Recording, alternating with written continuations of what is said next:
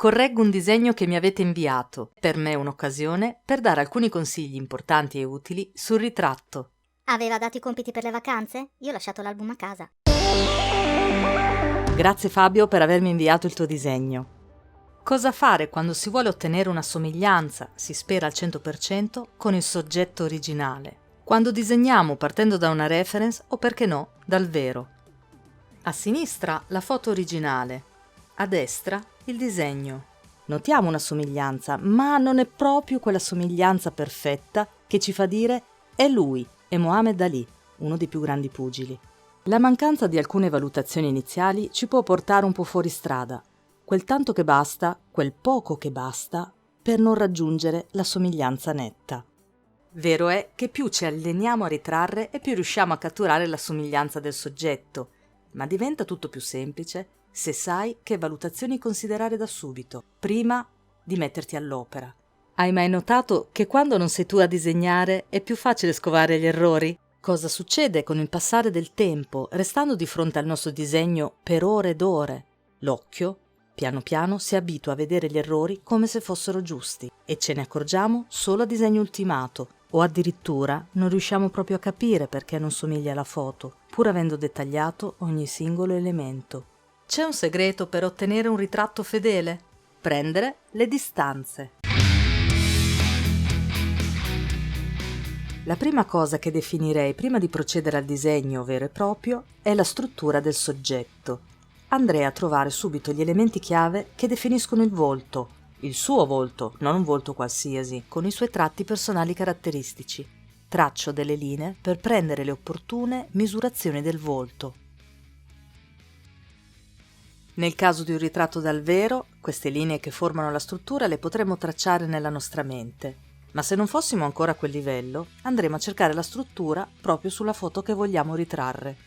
Disegnare un ritratto partendo da una foto è più semplice, perché la macchina fotografica ha già reso in 2D ciò che osserviamo. È come se avesse appiattito la realtà, quindi, se sei agli inizi, ti consiglio di partire da foto. E ti consiglierei anche di non cominciare a testa bassa a disegnare, cercare da subito il dettaglio, cogliere la somiglianza senza fermarti ad osservare l'insieme. Prima del dettaglio è importante definire dove cade la linea degli occhi, del naso, della bocca, l'attaccatura dei capelli, le orecchie, il mento.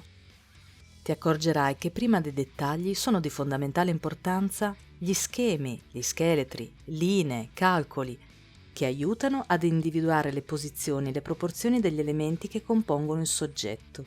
Se non si procede in questa maniera, la somiglianza sarà difficile ottenerla o sarà affidata solamente al caso. In più, una griglia di costruzione ti farebbe evitare un altro problema, e credimi che succede più spesso di quanto si pensi: la distorsione visiva. Questo succede quando disegno su un piano orizzontale e il mio occhio non si accorge che sto falsando la prospettiva. Guarda cos'è successo. Fabio, se hai voglia, ce lo confermerai o meno. Disegnando leggermente spostati a sinistra rispetto al foglio e su un piano orizzontale, si è creato questo tipo di distorsione che si noterà solamente quando appenderemo il disegno al muro. L'ideale sarebbe lavorare su un piano verticale per evitare questo genere di deformazioni. Le linee di costruzione, misurazioni e forme geometriche che puoi considerare possono essere poche o svariate. Va da sé che più siamo precisi e più lo sarà la somiglianza col soggetto. Procedendo in questo modo ti accorgerai subito se qualcosa andrà fuori posto. Definendo per bene le varie linee guida sarai già a metà dell'opera. Ora mi prendo qualche minuto per fare ordine, per rimettere gli elementi al loro posto.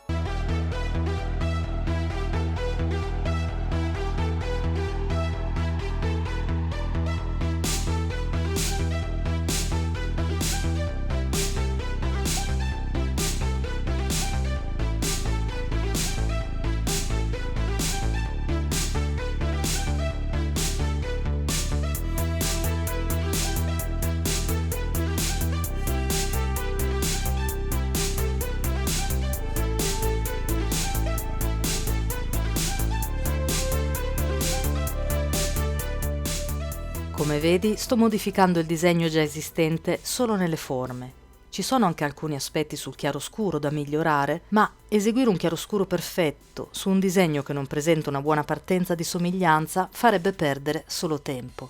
Ovviamente partire da zero con un nuovo ritratto e con calma sarebbe l'ideale e anche più facile. In questo video tutorial mi sono voluta soffermare unicamente sulla partenza, che a parer mio rappresenta l'80% di un ritratto ben eseguito. Quando ritraiamo un volto, purtroppo, non è sufficiente essere molto bravi col chiaroscuro o dei maghi delle luci e delle ombre. La prima cosa che le persone noteranno vedendo il nostro disegno, qualora non avessimo tenuto conto di tutte le proporzioni, sarà la mancanza di somiglianza col soggetto, e questo abbasserà inevitabilmente il valore della nostra opera. E io direi anche quello della mia autostima. Ah, piccola parentesi mentre continuo a correggere. Avrei sentito parlare anche della griglia, la scacchiera che aiuta a riportare il disegno alla perfezione. Si traccia una scacchiera sulla foto che si vuol riportare e si traccia anche la scacchiera su carta, limitandosi poi a copiare ciò che sta dentro i quadrati.